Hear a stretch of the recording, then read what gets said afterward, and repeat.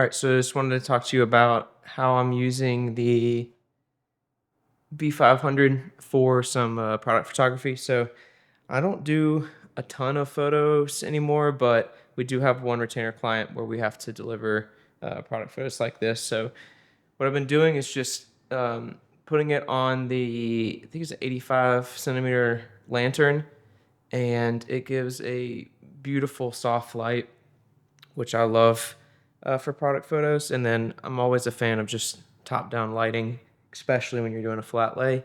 It's just very well-rounded.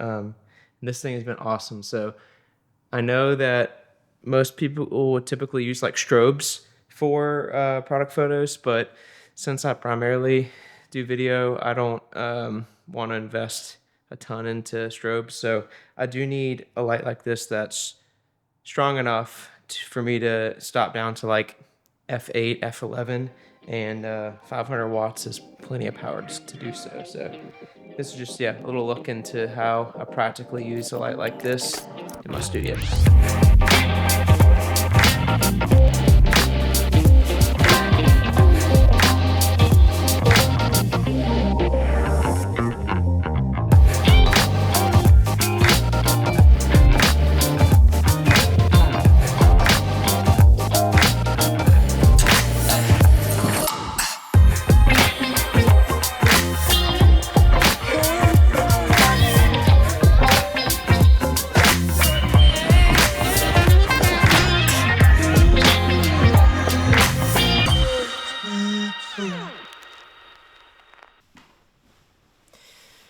All right, so recently I got hired to DP a small production for a bourbon company called Brothers Bond, and I brought the Juin B500 and the C100 with me. I kind of wanted to show you guys just how I use those lights on a small production like this.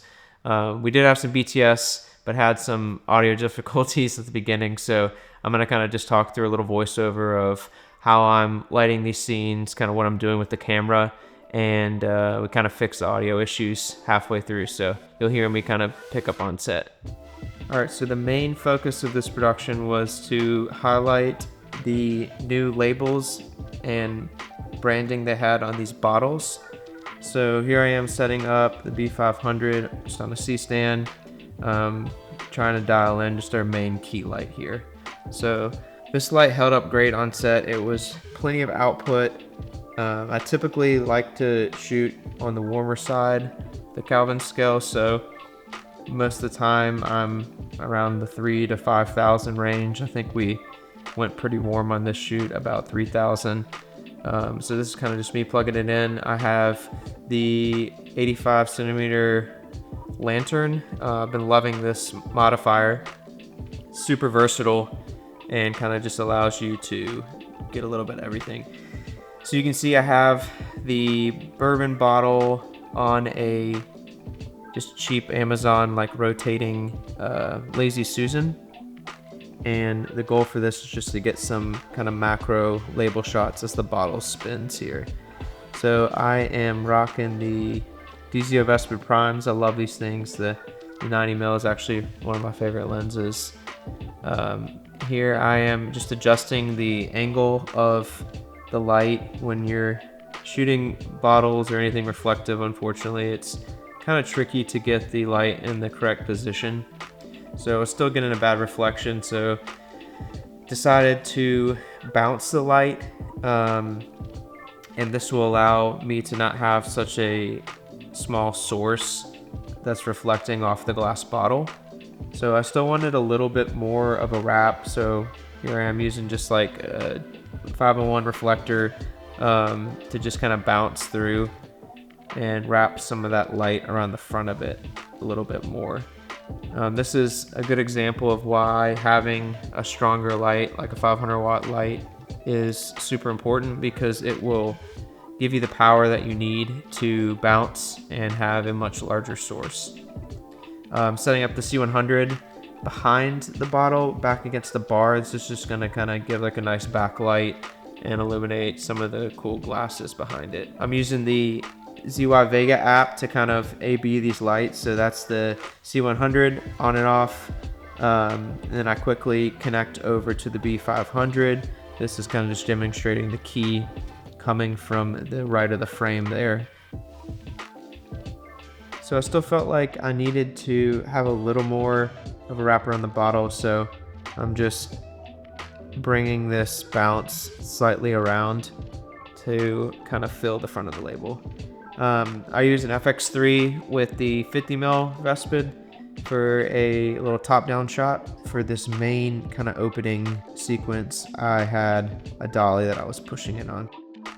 Matt, our bartender talent, arrived later that afternoon, and we wanted to get started with our first shot on sticks. So here I am just bringing in the camera a little closer. I think we fixed our audio issues, so I'm gonna jump back on set and you guys can listen there. Okay, go ahead and stir. Nice, I like that. Cool macro shot there. Just feels textural, you know? Yeah. Pulls you in. 1, 2, 3. That was good. That felt good. Okay. Yeah, I like that last one. nice little jingle on that one. I think what's with all these like actors having their own verb? Yeah, or tequila. You got Breaking Bad, Yep. Bryan Cranston and Aaron Paul making their own. Yeah, Jared and I did that shoot at Oh yeah, you one said hotel. that. You said that. You told me that. Oh, dude, that looks really cool. The way the glass is reflecting on the table. I mean, it's kind of the bottle shadow on your arm. Where's the light? Right here. Oh, this one. Like, that's kind of cool. Yeah. Is there any fingerprints right here? It's pretty clean. We're seeing this light. Is it noticeable in? Swirl. Back. So sick. Dude, that's cool. Dude, moving lights is that. Dude, that looks like a. We can try to just get the shadow if you want. Yeah. It's time to drink it. Maybe like Wait, this. how about this one? Like, what if I do this with it? Okay, action. All right, guys, that's a wrap. We crushed it today. See you guys. All right, guys. So yeah, that's a great example of kind of how I use the B500 in a smaller studio setting here and on set on a small production. It's, again, super versatile light. I've been bringing it on to a lot of productions. It has been my go-to light for any type of studio stuff I'm doing here, and I could not recommend it enough. So thank you, Juan, for sending over the light. I have been loving it. You guys got to go check it out. Make sure to click the link in my description to see how you can grab one for yourself. See ya.